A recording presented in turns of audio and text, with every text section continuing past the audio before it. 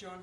Well, the good news is that I'm only going to be talking about 10 minutes. The bad news is you are then afterwards going to have to rise up from your seats and move out to have a look at the exhibition, and my beautiful assistant, my husband, who's also a member of Gathering the Voices, the two of us will explain a bit more about the exhibition as well. So, I thought what would be quite nice would be to show a video that was made by the university. Whoops, I'm hoping this works. And the sound was working before.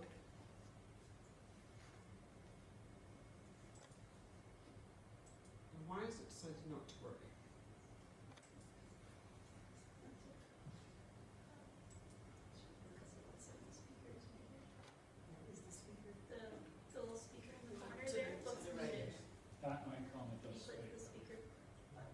That one?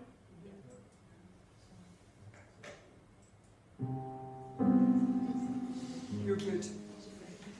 All in all, I must say I have been extremely lucky. People have been enormously friendly. Even when we were on war work and things were rationed, people would invite us to share their meals in their houses.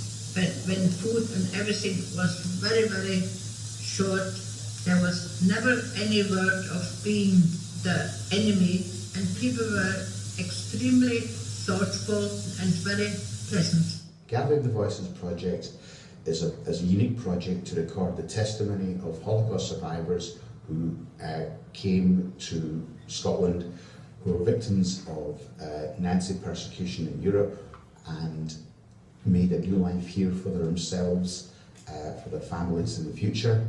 And also, they were very important that they all said they wanted to give something back to Scotland for what Scotland had given to them. We have interviewed a variety of people, and they're all absolutely amazing in so many different ways. We have interviewed a lady who earned a living as being a peddler. We've interviewed people who have become professors. We've interviewed people such as Howard Zingerman's mother, who was awarded the NBE for services for education about the Holocaust. We have interviewed people who became housewives and raised their children. We've interviewed teachers, nurses. Everybody has contributed to Scotland immensely, but for a lot of the people we interviewed, they said this would be the last time they would actually say their story. In June of 1940, everybody who registered to return home to Poland was taken to a big cattle truck train, and we were all transported to Siberia.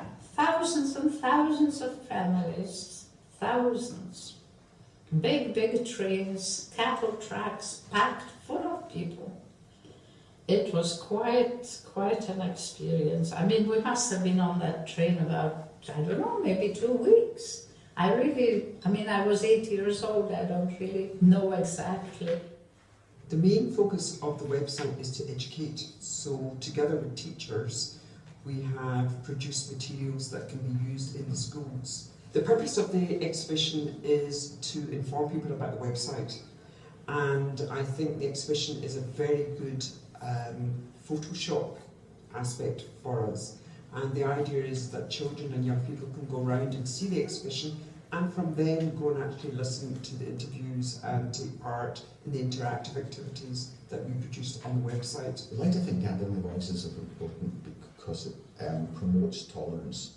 People are different, whether it's skin colour, whether it's race, whether it's religion, whether it's different background, etc. And we shouldn't discriminate against them, that we should welcome refugees into Scotland and give them the opportunity to settle, develop, create jobs and create a better society for the people of Scotland. I think it's important that we understand that people can come from horrendous circumstances but make lives for themselves if they choose to in another country. They are so inspirational as a group of people, absolutely. for your own children and your grandchildren now, some growing up in France, some growing up here, what do you want for them? Well, I just want them to be happy. I think that it gives me great joy to find that I have, in fact, 5 grandsons, and I sort of feel every time something like that happens, I say one in the eye for Hitler, you know. So, what I think is always amazing about the last bit is that was my mother-in-law was interviewed before her youngest grandson was born. So actually she had 6 grandchildren. And also the other thing she talks about as well is that 3 of her grandchildren carry the name Shapiro, so which always kind of makes me quite moved. So the aim of gathering the voices is to gather testimonies from Holocaust survivors who have made their home in Scotland in collaboration with interviewees. That is a very important part. I mean, it's been very interesting listening to the previous speakers about talking about authenticity. We promised the people that we interviewed that we would show them their interviews before they went up on the website. And they have the right to change it, which is interesting because there's a lot of research that has taken place about memory and how people adapt their memory. And one of my favourite ones is one of the people we interviewed had simultaneously got himself in 2 different places in exactly the same time. He was at Dunkirk and he was at somewhere else in exactly the same day. But if that's how he chooses to remember it, then you know that's his prerogative. And we promised them that because so many of the interviewees said they have been misquoted, and in fact a lot of them have kept the press to show us how they have been misquoted. So I think that's very important. We also decided to do oral interviews because we felt that people are elderly and people like, for example, like my mother-in-law didn't really like looking at herself as an older lady, and so people agreed to be interviewed orally. But more recently, interestingly enough, we have now carried out 10 videos where people have agreed to be videoed. So again, it's perception and how people view themselves. We also wanted to make the testimonies freely available because what we found initially when we started the project is that you could obtain sections of testimonies, but sometimes you actually had to pay money to obtain the whole testimony. And other times, for example, one of the people that was interviewed, Stephen Anson's father, was interviewed by the British Library, and the interview is 9 hours long, and I would suggest politely that only somebody carrying out research would be perhaps willing to kind of listen to 9 hours of testimony. And we very much wanted it to be used as an educational tool by what we call the Prensky digital natives, those of the 21st century. We wanted to educate current and future generations about the resilience of survivors, and we also wanted to provide substantial educational resources, and we also decided we wanted to have a mobile exhibition, which is what's outside. The one thing which I should say is you're obviously going to think large group of people involved, huge university. Well, no, there's 6 of us. There are 3 couples. The women, obviously, we run it, and we're married to what we term as second generation. Sadly, you can see I now dye my hair grey, but you know, these are one of these things. So the 6 of us got together and we have regular meetings. We actually became quite friendly because we're all volunteers with the Association of Jewish Refugees, which I'm sure a lot of you have heard about, and we work with the Scottish group. And we felt very strongly that Scotland was kind of being left out. As you know, those of you who don't live in Scotland, we in Scotland have kind of this ongoing discussion with our relationship with England, with the rest of Europe and so forth. And so that's probably reflected a wee bit in gathering the voices as well, is that we wanted a Scottish perspective. The other thing is that we felt very strongly that we wanted to maintain control, so that's why we didn't want it to become bigger. People offered to help, and indeed we did kind of commandeer various people. For example, my son who's skulking in the back, was one of the ones, along with other Edinburgh University graduates when he was at Edinburgh University, they helped doing the transcribing.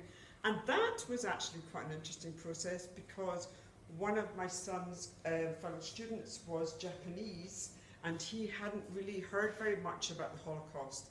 The other thing which was very amusing was he didn't understand quite a lot of the Scottish terminology, so we spent quite a lot of time trying to work out exactly what he had transcribed, so that was quite interesting. We initially got together and decided on a group of questions, and we have pretty well followed that aspect. We start off by asking them about their lives before the war, we then go on to life during the war, after the war, and we always finish with a reflection on how do they feel about life today. Do they regard themselves as being Scottish Jewish? Do they regard themselves as not being Scottish? Where do they see themselves in society? The other important thing is not all the people we've interviewed have been Jewish. One of the interesting people we interviewed, a lady called Suzanne Ullman, who grew up in Budapest, and her story was, like many of them, was fascinating. She lived in the cellar, she survived in the cellar as a very young child with her younger siblings. Throughout this long interview, not once did Suzanne mention that she had converted to Catholicism and that it was a major aspect of her life, that she went to Mass, 2 or 3 times a day. And we discovered this only when we went to the funeral, when even us who are not actually quite with it, wondered why we were sitting in a chapel belonging to Glasgow University, thinking, that's a bit strange. So very, very interesting what we discovered. We had one person who we interviewed, when the son listened to the interview, he then discovered that his mother had been married twice, because she had never told him. Absolutely fascinating what people say, but all the time we made sure that they were happy with what they agreed to. They have signed a copyright, and because it's their personal information. So in some extent we've actually interviewed people 3 times, 4 times. We've had one lady who has constantly changed what she decides to tell us, and her favourite trick is we switch off the tape recorder and then she says, did I ever tell you? And you think, so that's been quite an interesting process. So we now have about 40 interviews up on the website. We still have some more to do. We have recently revamped our website.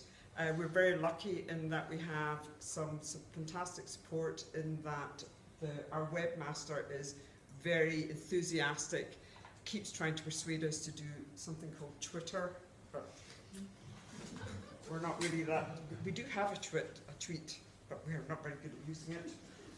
But our website is really quite intuitive, and we've had over 150,000 hits, and we have regular visitors. We kind of keep a check on who's coming back to use the website. Over 24,000 have now visited our mobile exhibition going around Scotland, and so we think for a small group we're doing, as we say, not bad. We have divided into sections, and we have very much focused, as I said, on the digital natives, so that people can work their way through the website quite easily. And we have designed it particularly aimed at children, and so we have worked together with teachers and produced a lot of educational materials, which are very welcome to look at and use and adapt. And it fits very much into the Scottish curriculum as well. So we have got subjects guides as well. And as well as that, the university, I have to say, has been amazing in its support, to the extent in that in my School of Engineering and Built Environment, staff are quite often seen to run down the corridor because, as somebody said, don't stop because she'll ask you to do something. So I have worked very closely with colleagues, particularly in computer games, and we have developed a game called Marion's Journey. Now, Marion was a lady who talked about in Siberia that she went into the cattle truck, and Marion travelled all around these different countries, and we have developed games. and we have tried them out among school children, and they very much enjoy playing the computer game. We've also developed a lot of materials with teachers, and what's been interesting is that they have kind of used their own expertise to make sure that it fits in with the curriculum, and also each teacher has brought a different aspect to it as well. So this one, as I said, is very linked closely to the mobile exhibition. This one is actually looking at the whole aspect of Warren's testimony, and is actually based on my mother-in-law's slides, and talks about friendship and is aimed at primary school children and was developed by Michael Crowley. We've also had other aspects where we have questions to use with the exhibition, a guide to educational context exhibition, and worksheets. And you'll see that there's lots of different exercises at the side. And here we have a whole PowerPoint. One of the teachers in one of the secondary schools has done a detailed number of different PowerPoints, again accompanying with different questions that they can work through at the schools as well. This was actually given to us as a present, a complete Prezi, which links up with the exhibition, and again was just given to us as a present by one